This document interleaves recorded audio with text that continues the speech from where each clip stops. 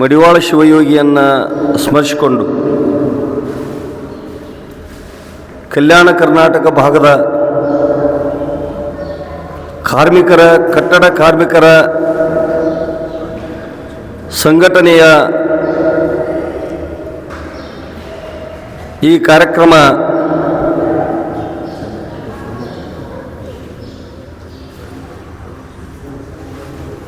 ಇದು ಕೇಂದ್ರ ಬೆಂಗಳೂರು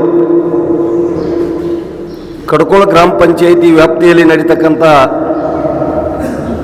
ಈ ಕಾರ್ಯಕ್ರಮದ ಅಧ್ಯಕ್ಷರಾದ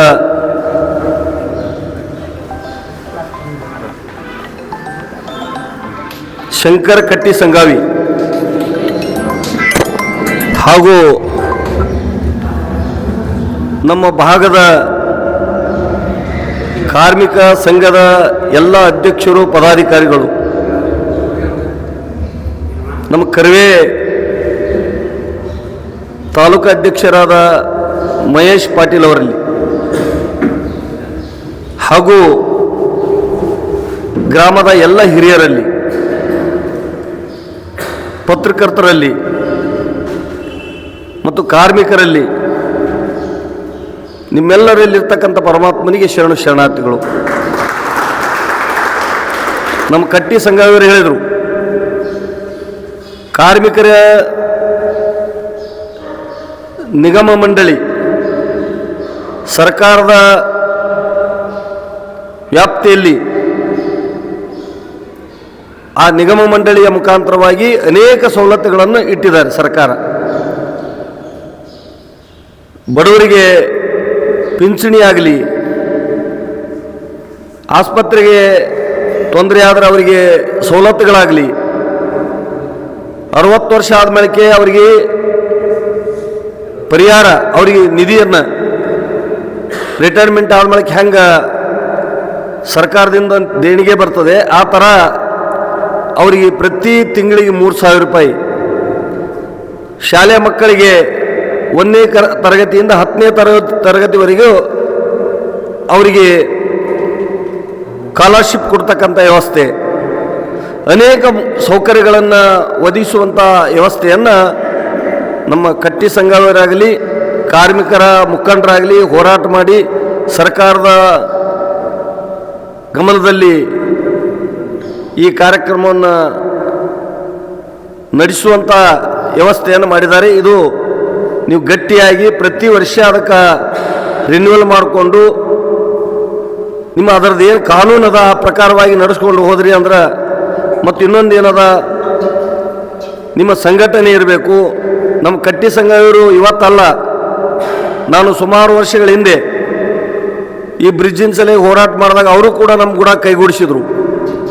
ಅವರು ಹೋರಾಟಗಾರಿದ್ದಂಗೆ ಅದಾರ, ಆದರೂ ಇನ್ನೂ ಜನ ಅವ್ರಿಗೆ ಭಾಳ ಗುರುತಿಸ್ಕೊಂಡಿಲ್ಲ. ಇಲ್ಲಿ ಈ ಭಾಗದೊಳಗೆ MLA ಸ್ಥಾನಕ್ಕಾಗಿ ಹೋರಾಟ ಮಾಡಿರ್ತಕ್ಕಂಥವರು ಕೂಡ ಅದಾರ. ಅವರಿಗೆಲ್ಲ ನೀವು ಅವರ ಮಾತಿಗೆ, ಅವರಿಗೆ ಹೋರಾಟಕ್ಕೆ ಅವರಿಗೆ ಕೈಗೂಡಿಸ್ಬೇಕು. ನೀವೆಲ್ಲ ಕಾರ್ಮಿಕರು ಬರೀ ಮೂಲ ಸೌಕರ್ಯಗಳು ತಗೊಂಡು ಕುಂದ್ರಬಾರ್ದು. ಅವ್ರ ಮಾತುಗಳನ್ನು ಕೇಳಿದರೂ ಕೂಡ ನಿಮ್ಮ ಇನ್ನೂ ಅನೇಕ ಸವಲತ್ತುಗಳನ್ನು ಒದಗಿಸಿಕೊಡುವಂಥ ಕೆಲಸ ಮಾಡ್ತಾರೆ ಅನ್ನುವಂಥ ಮಾತನ್ನು ಹೇಳಿ, ನೀವು ಕಾರ್ಮಿಕರು ಬಹಳ ಗಟ್ಟಿಯಾಗಿ ಮತ್ತು ಸಾರ್ವಜನಿಕರ ಕೆಲಸನೂ ಮಾಡಬೇಕು ನೀವು, ಮತ್ತು ಧಾರ್ಮಿಕ ಕಾರ್ಯಕ್ರಮನೂ ಮಾಡಬೇಕು. ಮತ್ತು ಅನ್ನೊಂದು ನಿಮ್ಮ ಕೆಲಸ ಏನದ, ನಿಮ್ಮ ವೃತ್ತಿ ಏನದ ಅದನ್ನು ನಡೆಸ್ಕೊಂಡು ದುರ್ಚಟದಿಂದ ದೂರಿದ್ದು ಅನೇಕ ಮಂದಿ ಕಾರ್ಮಿಕರು ಕೆಲಸ ಮಾಡೋರು, ಕಟ್ಟಡ ಮಾಡೋರು ವ್ಯಸನಕ್ಕೆ ಆಸೀನರಾಗಿದ್ದಾರೆ, ಒಳಗಾಗಿದ್ದಾರೆ. ಕುಡಿತದಿಂದ ಮನೆತನ ಹಾಳ ಮತ್ತು ನಿಮ್ಮ ಶರೀರ ಹಾಳಾಗುವಂಥ ಪರಿಸ್ಥಿತಿನೂ ನೋಡ್ತೀವಿ ನಾವು. ಸಂಜೆ ಮಾಡಿ ಕೆಲಸ ಮಾಡಿ ಕುಡಿದ್ರೆ ನಿದ್ದೆ ಹತ್ತದ್ರಪ್ಪ, ನಮ್ಗೆ ಕುಡಿಲಾಕ ರೊಕ್ಕ ಬೇಕಂತೇಳಿ ಎಷ್ಟೋ ಮಂದಿ ನಮ್ಮಲ್ಲಿ ಕೆಲಸ ಮಾಡಿದವ್ರು ರೊಕ್ಕ ಇಸ್ಕೊಂಡು ಹೋಗಿ ಕುಡ್ದವ್ರು ಅದಾರ, ನೋಡಿತ್ತು ನಾವು. ಅದು ಇರಲಿಲ್ಲ ಅಂದ್ರೆ ನಮ್ಗೆ ಬದುಕನೇ ಇಲ್ಲ ಅನ್ನೋಂಗೆ ಅದಾರ. ಆದರೂ ಕೂಡ ಅದರಿಂದ ದೂರಿದ್ದು ನಿಮ್ಮ ಶರೀರ ಮತ್ತು ಸಂಪತ್ತನ್ನು ಉಳಿಸ್ಕೊಳ್ಳುವಂಥ ಪ್ರಯತ್ನ ಮಾಡಿರಿ. ಮಕ್ಕಳಿಗೆ ಒಳ್ಳೆಯ ವಿದ್ಯಾವಂತರನ್ನು ಮಾಡಿರಿ, ಒಳ್ಳೆಯ ಬುದ್ಧಿವಂತರನ್ನು ಮಾಡಿರಿ, ವಿಚಾರವಂತರು ಮಾಡಿರಿ. ನಮ್ಮ ದೇಶದೊಳಗೆ ಒಂದಿಷ್ಟು ಜನಗಳ ಮೀಸಲಿದ್ದಂಗೆ ಅದ. ಇಂದಿಷ್ಟೇ ಜನ ಶಾಣ್ಯರು, ಉಳಿದವರೆಲ್ಲ ದಾಡ್ರಂಗೆ ನಮ್ಮ ಬದುಕದ ನಮ್ಮ ದೇಶದಾಗ. ಇನ್ನೂ ಅವರು ಅನೇಕ ಕಾರ್ಮಿಕರು ಅಂದ್ರೆ ಕನಿಷ್ಠ ಅನ್ನುವಂಥ ನಡವಳಿಕೆಯಿಂದ ನೋಡುವಂಥ ದಿನಗಳು ದೂರ ಹೋದವು. ಇನ್ಮೇಲೆ ನೀವೆಲ್ಲರೂ ಬಲಿಷ್ಠೆ ಅಂತ ಭಾವಿಸಿಕೊಂಡು ನಿಮ್ಮೆಲ್ಲರ ಸವಲತ್ತುಗಳನ್ನು ಪ್ರಜಾಪ್ರಭುತ್ವದ ವ್ಯವಸ್ಥೆಯಲ್ಲಿ ನೀವು ಪ್ರಜೆಗಳಾಗಿ ಕೆಲಸಗಾರರಾಗಿ ಒಳ್ಳೆಯ ಕೆಲಸವನ್ನು ಮಾಡಿ ಮಕ್ಕಳಿಗೆ ವಿದ್ಯಾವಂತರನ್ನು ಮಾಡಿ ನೀವು ಪ್ರಬುದ್ಧರಾಗಿರಿ ಅಂತ ಹೇಳಿ ನಾನು 2 ಮಾತುಗಳಿಗೆ ವಿರಾಮ ಮಾಡ್ತಾಯಿದ್ದೀನಿ.